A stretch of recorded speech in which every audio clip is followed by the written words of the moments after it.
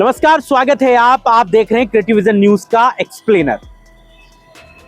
Main stream media में आजम खान की चिट्ठी को लेकर समाजवादी पार्टी पर बड़े ही निगेटिव प्रभाव में खबरें चलाई जा रही हैं। कहा यह जा रहा है कि आजम खान साहब मुसलमानों का जो जिक्र कर रहे हैं वो बेसिकली अपनी बात कह रहे हैं, और जिन इंडी गठबंधन का इंडिया ब्लॉक के नेताओं का जिक्र कर रहे हैं वो बेसिकली अखिलेश यादव को टारगेट पर ले रहे हैं। खबरों में तमाम तरीके की बातें हैं, तमाम तरीके की सच्चाई और झूठी जो चीजें गढ़ी जा रही हैं वो मेन स्ट्रीम मीडिया पे दिख भी रही है, क्योंकि एक एजेंडे के तौर पर समाजवादी पार्टी के खिलाफ एक माहौल बनाने की कोशिश की जा रही है। इस चिट्ठी के विश्लेषण को अगर आप समझें और ये बात जानने की कोशिश करें कि अगर आजम खान साहब सीतापुर की जेल से अपने लिए इस बात का जिक्र करते हैं कि उनके ऊपर बड़े अत्याचार हुए और समाजवादी पार्टी ने उनका साथ नहीं दिया,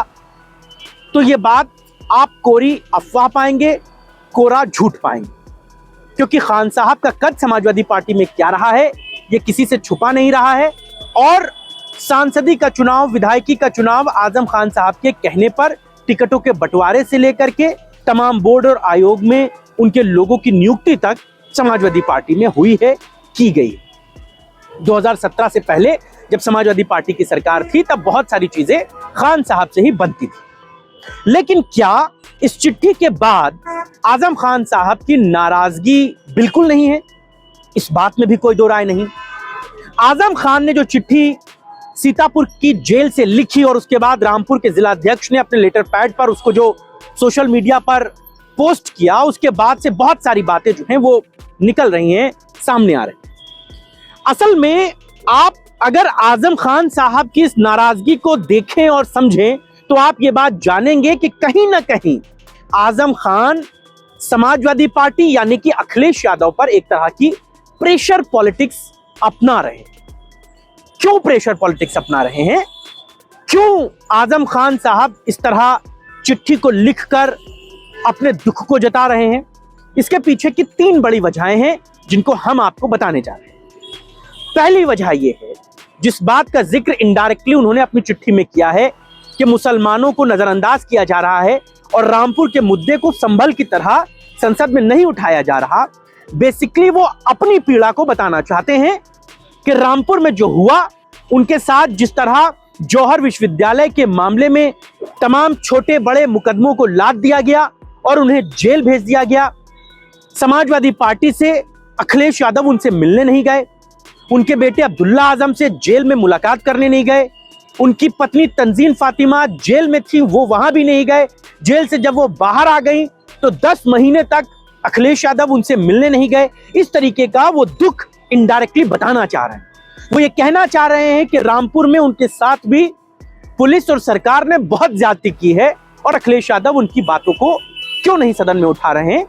वो इस चिट्ठी में मुसलमानों के जरिए इस बात को कहना चाहते हैं। दूसरी बात, आजम खान साहब को क्या पीछे से कोई सपोर्ट मिल रहा है, जिसके बाद आजम खान साहब में एक ऊर्जा है और वो कुछ राजनीतिक विकल्प तलाश रहे हैं। और विकल्प क्यों तलाश रहे हैं, इस बात का भी जो कारण है वो साफ है कि खान साहब उम्र के जिस पड़ाव पर हैं, तमाम तरीके की दुश्वारियां उनके साथ हैं, तमाम तरीके की बीमारियां उनके साथ हैं, और बाप, राजनीतिक बाप मैं इसलिए कह रहा हूं क्योंकि जो नेता बाप होते हैं वो अपनी औलादों को अपनी सक्रिय राजनीति में एक्टिव रहते वेल सेटल्ड कर लेना चाहते हैं। जिस तरह लालू यादव ने अपने बच्चों को कर लिया, मुलायम सिंह यादव ने अपने बेटे को कर लिया, या दूसरे बड़े नेता जिन्होंने अपने बच्चों को कर लिया जो वेल एस्टैब्लिश्ड थे, शिवपाल यादव ने अपने बेटे को कर लिया। आजम खान साहब के बेटे वेल सेटल्ड नहीं हो पाए। तो आजम खान साहब भी ये जानते हैं, ये समझते हैं कि 27 का ये जो चुनाव है ये आखिरी उनके लिए एक्टिव पॉलिटिक्स का चुनाव होने जा रहा है। इसके बाद शायद उम्र उनका उतना साथ ना दे, लिहाजा वो एक प्रेशर बिल्ड करके समाजवादी पार्टी पर डायरेक्टली इनडायरेक्टली अपनी चीजों को फ्रूटफुल दिशा में करना चाहते हैं। और तीसरी बात यह है कि अगर आजम खान समाजवादी पार्टी छोड़ेंगे तो उनका ठिहा क्या होगा? क्या वो चंद्रशेखर रावण के साथ चले जाएंगे? आपको लगता है ये इतना आसान है? आजम खान का कद इतना छोटा है कि वो चंद्रशेखर रावण के साथ चले जाएंगे, उनकी पार्टी के साथ गठबंधन कर लेंगे, या चंद्रशेखर रावण के साथ अगर असदुद्दीन ओवैसी भी चले जाएंगे तो वो असदुद्दीन ओवैसी के साथ कोलैबोरेशन कर लेंगे। खान साहब चाहे जो हो, लेकिन नाक के बहुत सख्त हैं, इस बात में कोई दो राय नहीं। आपको साल 2009 में लिए चलता हूं। साल 2009 का लोकसभा का चुनाव था। यह वो वक्त था जब मुलायम सिंह यादव ने कल्याण सिंह के साथ मिलकर चुनाव लड़ा था। और कल्याण सिंह की इमेज मुसलमानों में कैसी है यह आपसे तो छुपा नहीं है। मुसलमान चाहे कुछ भी बर्दाश्त कर ले, लेकिन कल्याण सिंह को अपनी जो कयादत है, अपनी जो रहनुमाई है, वो तो नहीं दे सकता। मुल्ला मुलायम इसीलिए कहे जाते थे क्योंकि मुसलमान उनके साथ होते थे। और इस बात की सबसे बड़ी मुखालफत अगर किसी शख्स ने की थी तो वो थे आजम खान। आजम खान ने उस वक्त में दो बातों का बड़ा महत्वपूर्ण जिक्र किया था। पहला, कल्याण सिंह के साथ समाजवादी पार्टी का कोलैबोरेशन, और दूसरा, जया प्रदा का रामपुर सीट से लोकसभा का चुनाव लड़ जाना। उस समय अमर सिंह बहुत एक्टिव थे और खान साहब ने बिना कुछ कहे समाजवादी पार्टी से किनारा कर लिया था। मुलायम सिंह यादव ने चुनावों के समय तो खान साहब को बिल्कुल नहीं टटोला, चुनाव हो जाने दिए। हालांकि इसका बहुत बड़ा फायदा समाजवादी पार्टी को नहीं मिला था। 23 सांसद बने थे उनके, उससे ज्यादा तो कांग्रेस उस समय एक्टिव थी और कांग्रेस के भी करीबन 20-21 सांसद बन गए थे। हालांकि उसके बाद आजम खान को वापस पार्टी में लाने के लिए चुनावों के बाद जब समाजवादी पार्टी को बहुत कुछ नहीं मिला तो वो आजम खान के पास वापस गए और उनकी बहुत मान मनौवलें की। लेकिन उनके दिल से जया प्रदा के लिए गुस्सा और अमर सिंह के लिए गुस्सा ताउम्र रहा। वो जब तक समाजवादी पार्टी में एक्टिव पॉलिटिक्स करते थे तब तक उन्होंने दोबारा अमर सिंह को एक्टिव नहीं होने दिया और इसी शर्त पर वो समाजवादी पार्टी में लौट कर आए। उसके बाद के चुनावों में एक वीडियो बड़ा वायरल होता है जिसमें तस्वीर में मुलायम सिंह यादव और आजम खान अगल बगल बैठे थे और आजम खान उनका इस तरीके से हाथ पकड़े हुए थे मुलायम सिंह यादव का, और बड़े भावुक थे, बड़े इमोशनल थे, आंखों में आंसू थे उनके। उसके बाद जब उन्होंने वहां पर स्पीच दी तो उन्होंने कहा कि मेरी सियासत जो है ना वो मुलायम सिंह के लिए है। यानी कि समाजवादी पार्टी से ज्यादा उनका लगाव मुलायम सिंह यादव से था। और अब तो मुलायम सिंह यादव रहे नहीं, समाजवादी पार्टी में अखिलेश यादव का रिजिम है और पिछले कुछ चुनावों में आजम खान और उनके परिवार का स्टार प्रचारकों से ज्यादा कोई वजूद समाजवादी पार्टी में नहीं रहा। ये बात किसी से छुपी नहीं है, क्योंकि भाई खान साहब तो जेल में हैं, आप उनको स्टार प्रचारक बना भी देंगे तो वो क्या कर लेंगे। अब्दुल्ला आजम हरदोई की जेल में है, तजीन फातिमा अभी जेल से छूटकर आई हैं। लेकिन इस बात में कोई दो राय नहीं कि अखिलेश यादव आजम खान का साथ नहीं छोड़ेंगे।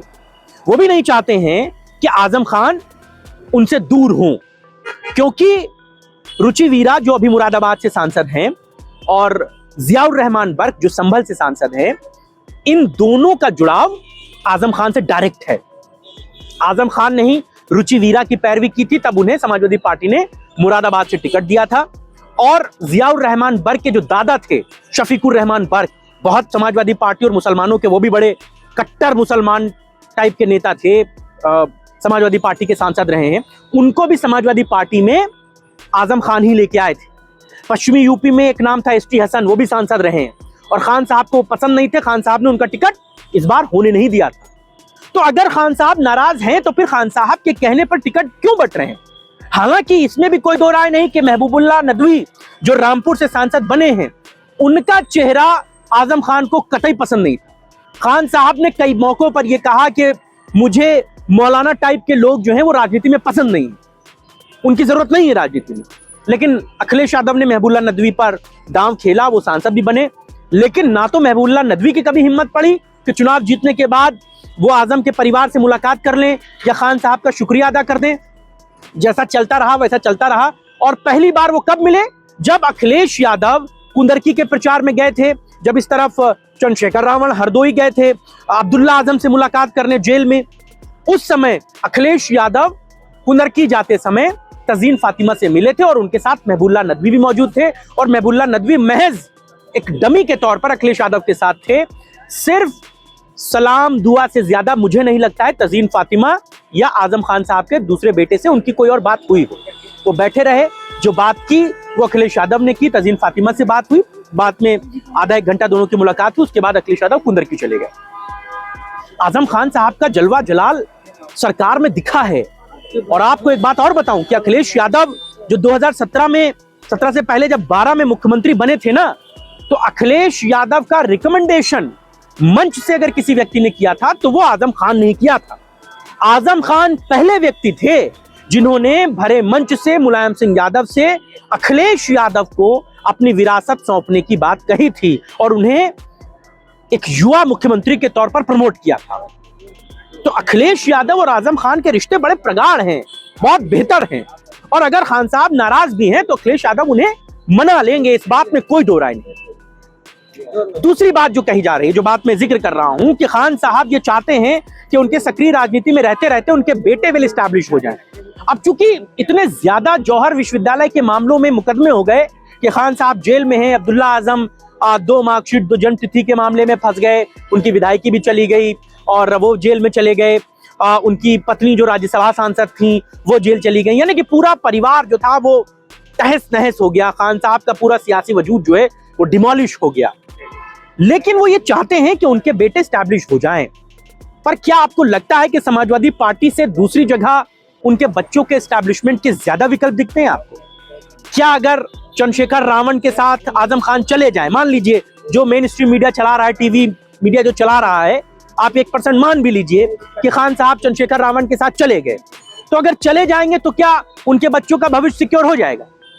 आपको ऐसा लगता है? भारतीय जनता पार्टी में राजनाथ सिंह के बच्चे आज तक सेटल नहीं हो पाए सरकार में। विधायक है पंकज सिंह, विधायक ही रह गए, मंत्री नहीं बन पाए। तो ये बात सबको पता है कि अगर आपका राजनीतिक वजूद बचना है तो यही बचना है, उसी पार्टी में बचना है। बहुतों ने पार्टियां छोड़ी हैं।